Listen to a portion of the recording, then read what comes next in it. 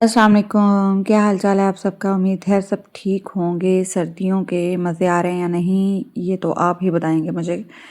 लेकिन चलें आज हम अपने टॉपिक पे आते हैं। वो 6 कॉमन गलतियां आपको पता है कि आपकी बहन टिकटॉक पर भी मौजूद है, यूट्यूब पर भी, और सारे लॉन्ड्री रिलेटेड ही वीडियोस डालती है या कुछ किचन टिप्स के रिलेटेड। तो इसी बारे में सारा आपकी बहन का चैनल है। तो फिर अब मुझे पता है कि मेरी जो बहनें हैं, प्यारी प्यारी मेरी सिस्टर्स हैं, वो किस तरह के क्वेश्चंस करती हैं। और फिर मैं जब उनसे आगे से जवाब पूछती हूँ, सवाल करती हूँ, तो वो जो 6 कॉमन मिस्टेक्स मोस्टली उनमें से लोगों ने की होती हैं, उनको मैंने आज लिस्ट किया और उनको फिर मैंने तरतीब दिया। और आज मैंने फिर सारे प्लेटफॉर्म पे ये वीडियो अपलोड करनी है। तो पहली गलती जो वो करती हैं वो ये है इस डिटर्जेंट की। उनको समझ ही नहीं आती कि कितना डिटर्जेंट डालना है, कितने हिसाब से डालना है, क्या करना है, कब क्या कैसे करना है। और फिर वो कहती हैं कि हमारा डिटर्जेंट जो है वो झाग नहीं बनाता। उनको मोस्टली जब भी वो मेरी वीडियो देखती हैं तो हमेशा नीचे कहती हैं आपका डिटर्जेंट कौन सा है, हमारी मशीन में तो झाग बनती ही नहीं है। हमारी मशीन में तो पहले झाग बन जाती है, लेकिन जब हम कपड़े डाल देते हैं तो मिक्स होके तो बिल्कुल झाग नहीं बनती। तो सबसे पहला टिप जो है मैं झाग और डिटर्जेंट के रिलेटेड जो दूंगी वो ये है कि आप वाटर लेवल 1 रखें और उसके अंदर सर्फ को पहले मिक्स करें, इस तरह झाग को प्रॉपर बनाएं। और दूसरी टिप मैं डिटर्जेंट के रिलेटेड ये दूंगी कि आप जो मेरी तरह मिक्स सर्फ यूज़ करें, जो मैं यहाँ पे वीडियो लगा दूंगी जैसे मैंने मिक्स किया हुआ है, तो उससे आपके कपड़े अच्छे वॉश होते हैं। और तीसरी जो है वो ये कि आप डिटर्जेंट अपने हिसाब से उस वक्त हमें डिसाइड करना होता है कि हमने कितना डिटर्जेंट डालना है, उस हिसाब से होता है।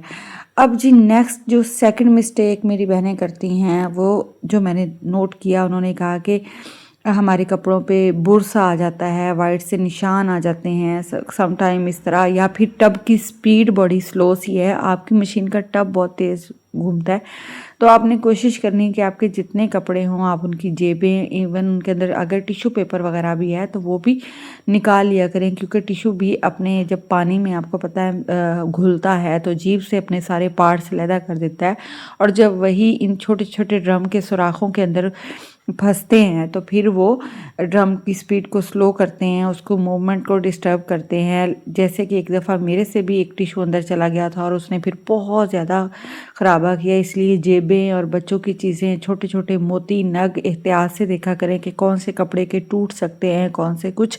तो फिर आपके टब की स्पीड जो है वो बहुत ही अच्छी हो जाएगी इस तरीके से। तो ये जो एक मिस्टेक कह लें या जो कह लें कि फिर वो कहती हैं कि जी हमारे कपड़ों के ऊपर, निशानों के ऊपर फिर बुर भी आ जाती है, तो वो टिश्यू के ही फैलने की होती है।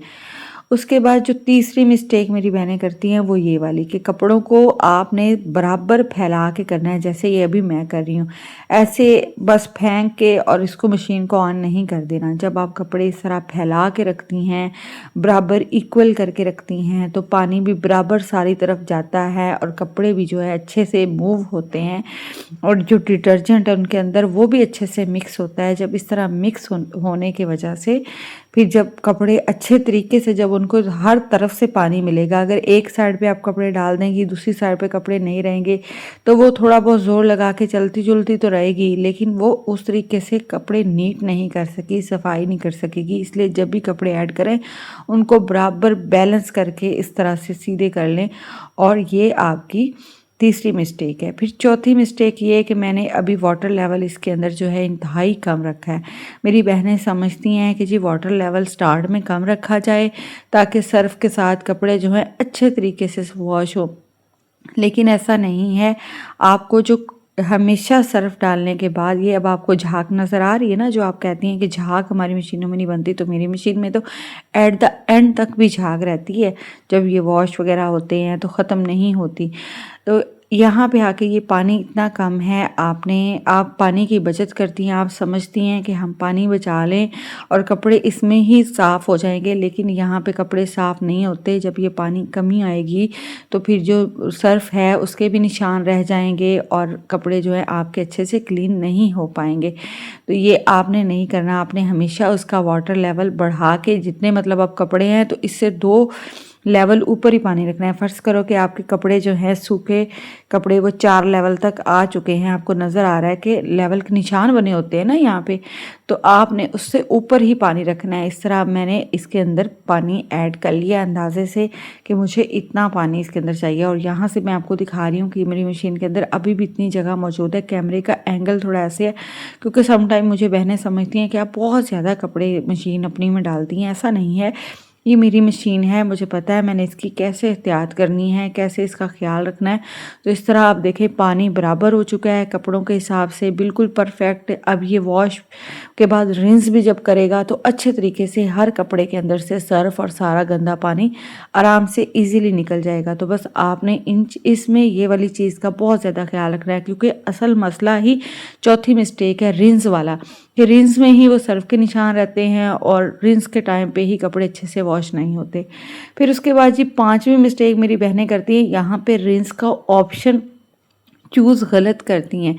जस्ट एक दफ़ा रिंस करती हैं और पानी की बचत के चक्कर में समझती हैं कि ऑटो वॉशिंग मशीन बहुत पानी लेती है, तो ये जी एक दफ़ा ही रिंस करने से बिल्कुल निखर जाएंगे, बिल्कुल इनका सर्फ ख़त्म हो जाएगा। लेकिन ऐसा नहीं होता, उसके अंदर सर्फ रह जाता है। आप उसको कम से कम 2 दफ़ा लाजमी रिंस किया करें, क्योंकि मैं जब भी कभी किसी भी बहन से पूछती हूँ कि आपने रिंस का टाइम क्या सिलेक्ट किया था जब आपकी सर्फ के निशान या कपड़े साफ़ नहीं धुले या कोई चीज़, तो आगे से वो कहती है रिंस तो एक दफ़ा ही, अब इतना पानी है कराची में तो पानी के वैसे ही इशू हैं कि वहाँ पानी वैसे आता है। तो फिर वो मुझे कहती हैं कि नहीं, हम तो रिंस एक दफ़ा ही करते हैं, हमारे यहाँ पानी का ये मसला है, लेकिन आपको मशीन को भरपूर पानी देना पड़ेगा।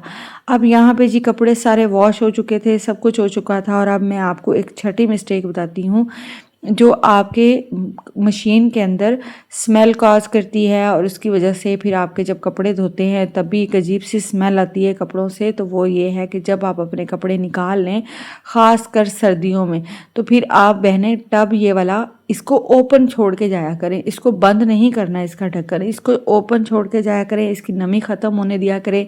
ये देखें, अब ये मैं इसको बिल्कुल इसी तरह छोड़ के चली जाऊंगी क्योंकि इसके ऊपर शीशे वाली हालत पे भी नमी है और नीचे टब के अंदर भी हल्की हल्की, तो इसको हवा लगवाना ज़रूरी है आफ्टर वॉश। तो बस जी ये थी आपकी कॉमन मिस्टेक्स, अगर आप नहीं करेंगी तो आपके कपड़े बिल्कुल साफ़ धुलेंगे। Thank you so much.